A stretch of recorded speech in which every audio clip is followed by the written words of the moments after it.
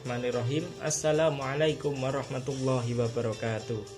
Di sini saya akan menjelaskan suntingan serat pangasihan, isi dari serat pangasihan. Yang pertama yaitu pada bab atau judul lampah weweh, langkah memberi. Ada 3 judul yang saya akan bahas hari ini. Yang pertama lampah weweh, yaitu langkah memberi tadi. Yang kedua lampah ngawon, yaitu langkah dalam mengalah. Yang ketiga lampah sabar, yaitu langkah sabar. Nah, kita mulai di sini yaitu langkah dalam memberi. Dalam memberi ini sebisa mungkin makhluk yang ingin memberi itu memberikan sesuatu barang yang sangat berguna kepada si penerima dan memberi yang sangat dibutuhkan pada saat itu. Atau semisal ini ada orang yang ingin memberi kepada si B, kita misalkan. Ya, apa kita lihat kebutuhan si B tadi. Ketika dia butuh pakaian, ya kasihlah pakaian. Butuh uang, kasih uang. Jadi kita lihat dulu apa yang paling dibutuhkan dalam memberi ini. Bahkan untuk langkah dalam memberi ini kita harus lebih utama itu, kalau dalam serat ini lebih utama itu kepada orang yang sangat kekurangan. Jadi kita lihat kondisinya.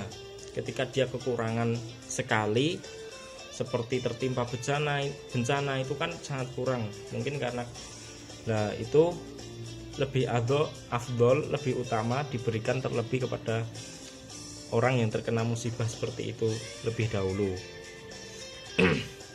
Karena dalam langkah memberi ini nanti lama-kelamaan akan mendapatkan sebuah balasan atau respon dari si penerima, yaitu berupa apa? Balasannya yaitu akan timbul rasa kasih sayang antara si penerima dan si pemberi. Bahkan balasan ini akan berlipat-lipat, tidak hanya sekali, 1, 2, tidak, tapi berlipat-lipat.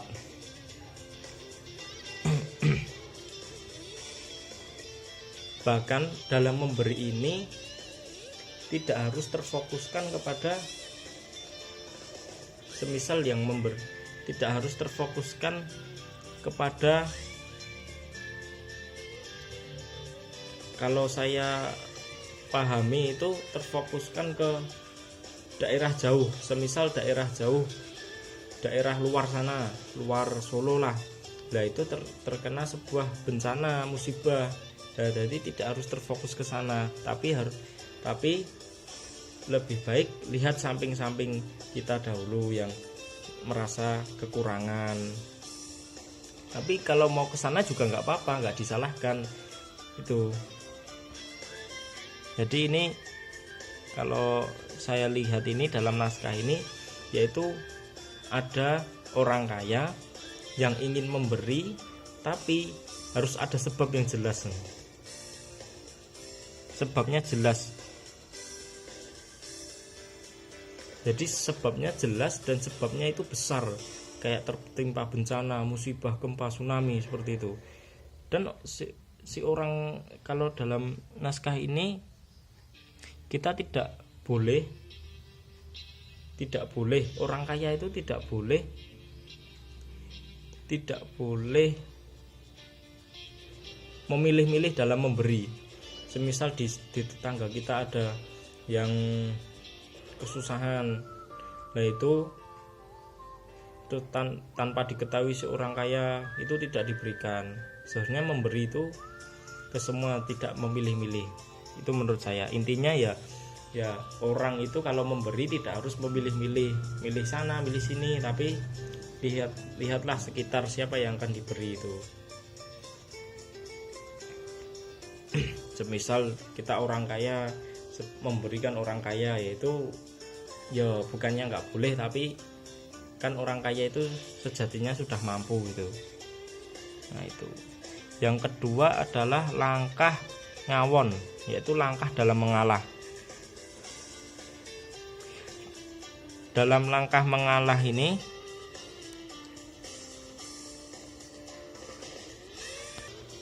dalam langkah mengalah ini, apabila ada suatu kejadian secara kebetulan, itu semisal merebutkan kekayaan, tapi antara merebutkan kekayaan ini masing-masing mempunyai keunggulan, kebenaran dalam ucapannya. Nah, disitulah dalam ucapannya itu sama-sama bertingkah baik. Nah, disitulah kemasyhuran atau lebih unggul kita harus mengalah, sebab hal itu akan merasa senang atau lega orang yang dikalahi. Dibicarakan bagaimana sempurna dalam hal mengalahnya terlewat batas, seperti jadi maksudnya dalam mengalah ini itu pun ada batasnya. Yang pertama yaitu mengalah perkara harta benda yang sangat berharga. Apakah tidak membuat kerugian yang besar, serta apakah tidak akan membuat cercaan oleh saudara yang lain.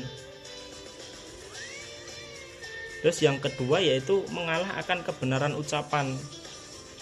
Kalau kita mengalah akan kebenaran ucapan kita sendiri, wah ya wis lah aku ngalah karo kowe bener.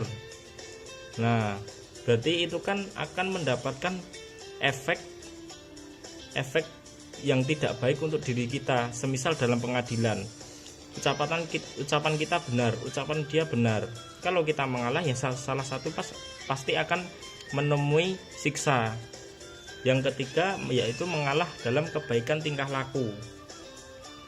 Ada dua orang sama-sama baik, tingkah lakunya baik, salah satunya mengalah, yang satu jadi mengalah biar yang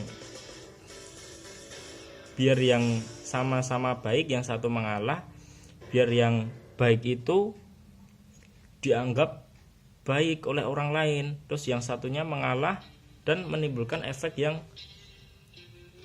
nggak patut menurut saya. Jadi timbullah tata krama yang tidak baik. Inginnya menggunakan tingkah lakunya sendiri. Jadi ada dua orang baik, yang satu mengalah. Terus jadi ada dua orang baik, kita anggap si A si B. Si A ini bertingkah laku baik, B juga bertingkah laku baik, tapi si A si B ini ada yang mengalah dalam kondisi dalam lingkungan. Nah, si A ini mengalah, dia ingin menunjukkan si B itu lebih baik daripada si A. Nah, timbullah sifat si A ini nanti akan tata kramanya itu pun kurang baik, tingkah lakunya sendiri jadi seenaknya.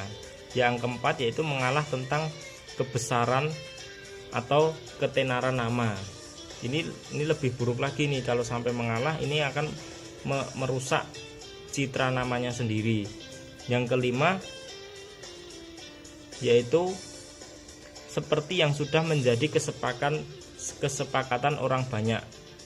Kalau sampai mengalah di titik ini nanti akan bisa membuka aib mereka sendiri, sebab tidak mau menempatkan kemanusiaannya, padahal kemasyhuran nama itu yang wajar sangat dituntut karena sangat diperlukan sampai termasuk dalam peribahasa.